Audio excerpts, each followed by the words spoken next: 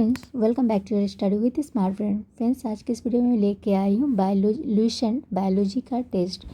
आज लगाएंगे हम लोग क्या चीज़ टेस्ट लगाएंगे? 16 नंबर उद्विकास। चलिए, जैव विकास को सर्वप्रथम किसने समझाया? तो ये समझाया था आपको लैमार्क ने।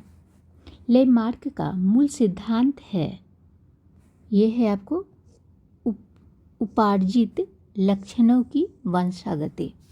जीवों के प्राकृतिक चयन का सिद्धांत प्रतिपादित किया।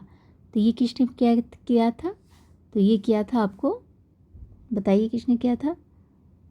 तो ये किया था डार्विन ने। योग्यता की उत्तर जीविता का प्रतिपादन किया था। तो ये किसने किया था? तो ये किया था आपको डार्विन ने।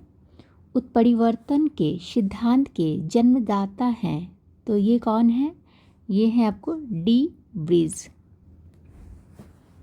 समरूप अंग होते हैं। समरूप अंग किसके होते हैं? तो ये होते हैं आपको कार्य में समान।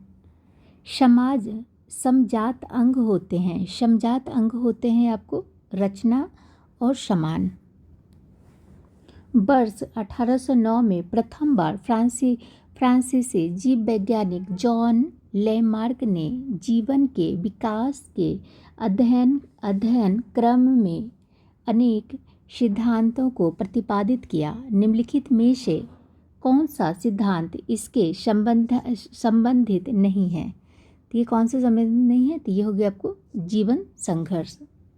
निम्नलिखित में से कौन सा सिद्धांत उद्विकास की व्याख्या के लिए डार्विन द्वारा प्रतिपादित नहीं किया गया था? तो ये नहीं किया गया था आपको अंगों का उपयोग वो अनुपयोग के लिए। नेचुरल सिलेक्शन द्वारा ओरिजिन ऑफ लाइफ पुस्तक किसने लिखी थी? तो ये लिखी थी आपको चार्ल्स डार्विन ने।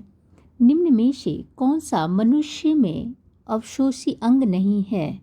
तो कौन से नहीं है? ये हो गया आपको सामने वाले चपटे दांत।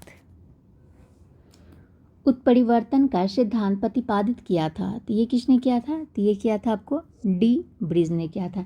ऐसे अंग जो विभिन्न कार्यों में उपयोग होने के कारण काफ़ी असमान हो सकते हैं, लेकिन उनकी मूल संरचना एवं भूर्णीय प्रक्रिया में समानता रहती है, कहलाती हैं।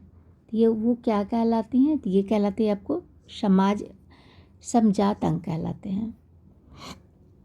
जीव विकास के संदर्भ में सांपों के अंगों का लोप होने को स्पष्ट नहीं किया जाता है। तो ये किसमें नहीं स्पष्ट किया जा सकता है? बताइए।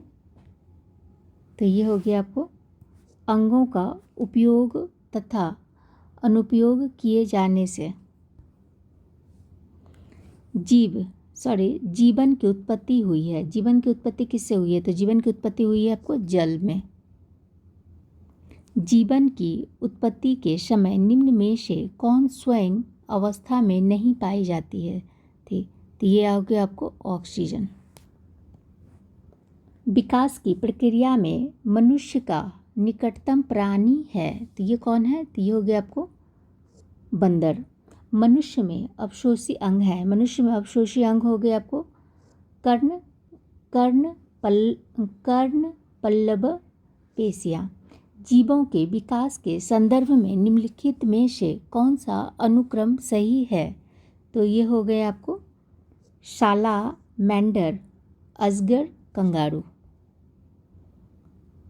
प्रयोग और अनुप्रयोग का कानून नियम इनके द्वारा प्रतिपादित किया गया था। ये किसके द्वारा प्रतिपादित किया गया था? तो ये किया गया था आपको लैमार्क के द्वारा।